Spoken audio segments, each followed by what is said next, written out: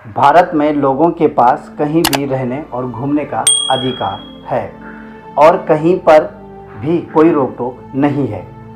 लेकिन क्या हो अगर इस अधिकार की तर्ज पर किसी विशेष स्थान के लोग अपनी संस्कृति, परंपरा, लोक भाषा, जलवायु आदि पर खतरा महसूस करने लगे। नमस्कार दोस्तों, स्वागत है आपका हमारे YouTube चैनल योगी नीलकंठ स्टडी पॉइंट पर। दरअसल आजकल उत्तराखंड राज्य में भूमि कानून की मांग जोरों से चल रही है। आइए जानते हैं भूमि कानून क्या है, भू कानून के क्या फायदे हैं और भूमि कानून की मांग उत्तराखंड में क्यों उठ रही है। उत्तराखंड के युवाओं ने हिमाचल प्रदेश की तर्ज पर उत्तराखंड राज्य में भूमि कानून लागू करने की मांग की है। हिमालयी राज्य हिमाचल प्रदेश का अपना अलग भूमि कानून है। इसी तर्ज पर उत्तराखंड में भी भू कानून की मांग जोरों शोरों से चल रही है।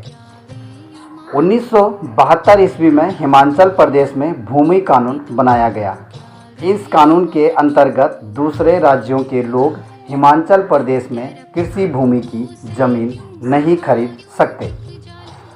असल में उस समय हिमाचल प्रदेश में आज की तरह संपन्न नहीं था, यानी या कहें कि हिमाचल प्रदेश आज की तरह संपन्न उस समय नहीं था। तो इस बात का डर था कि वहाँ के लोग अपनी ज़मीन बेचकर या वहाँ के लोग मजबूरी में अपनी ज़मीन बाहरी लोगों को बेच न दे। तब हिमाचल प्रदेश के मुख्यमंत्री श्री यशवंत सिंह परमार यह कानून लेके आए कि किसी भी बाहरी राज्य के लोग धारा 118 के तहत हिमाचल प्रदेश में कृषि भूमि नहीं खरीद सकता। इसके बाद सन 2007 में धूमल सरकार ने धारा 118 में संशोधन करते हुए उन बाहरी राज्यों के व्यक्तियों को ज़मीन खरीदने की इजाज़त दे दी जो राज्य में 15 साल से रह रहे हैं। इसके बाद आई सरकार ने इस 15 साल की अवधि को बदलकर 30 साल कर दिया, यानी कि हिमाचल प्रदेश में बाहर के लोग जो बाहर किसी भी राज्य का व्यक्ति है वह ज़मीन नहीं खरीद सकता। ऐसा नहीं है कि उत्तराखंड में पहली बार भूमि कानून की मांग हो रही है। इससे पूर्व भी उत्तराखंड में समय समय पर भूमि कानून की मांग होती रहे है। राज्य में पहली बार भूमि कानून 2002 ईस्वी में प्रावधान में आया कि अन्य राज्य के लोग उत्तराखंड में सिर्फ 500 वर्ग मीटर तक की ज़मीन खरीद सकता है, लेकिन 2007 ईस्वी में इसे घटाकर 250 वर्ग मीटर कर दिया गया। इसका मतलब यह है कि 2007 के बाद उत्तराखंड में किसी बाहरी या किसी अन्य राज्य के लोग 250 वर्ग मीटर ज़मीन उत्तराखंड में खरीद सकता है।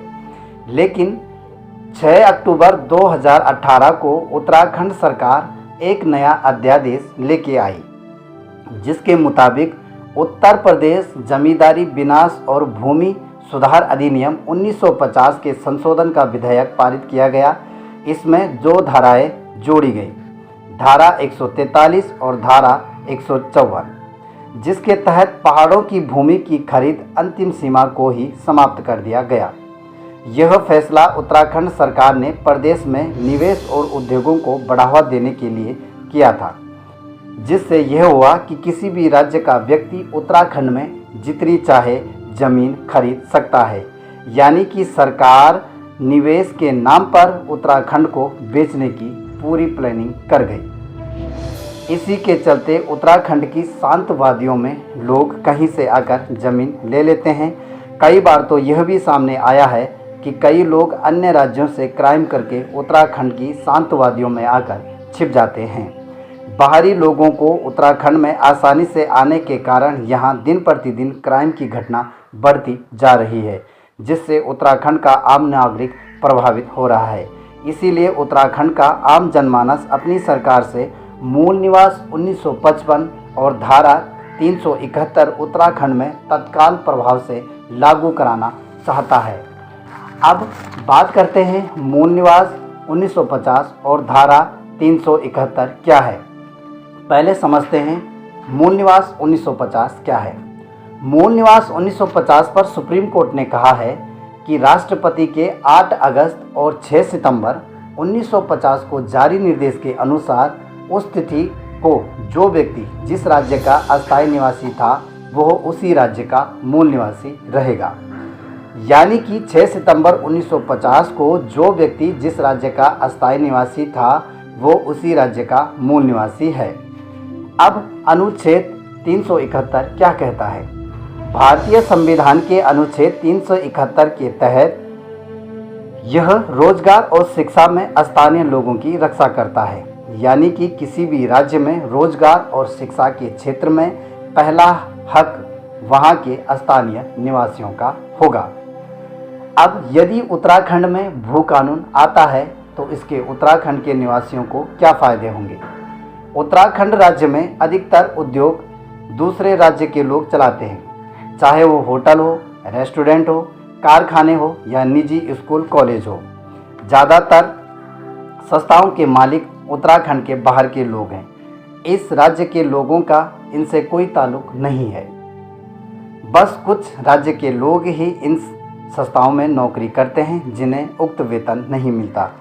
अगर उत्तराखंड राज्य में भूमि कानून बन जाता है तो बाहर के लोग उत्तराखंड में ज़मीन नहीं खरीद सकते, जिससे यहाँ का सारा उद्योग क्षेत्र लोगों के या यहाँ के मूल निवासियों के हाथ में आ जाएगा।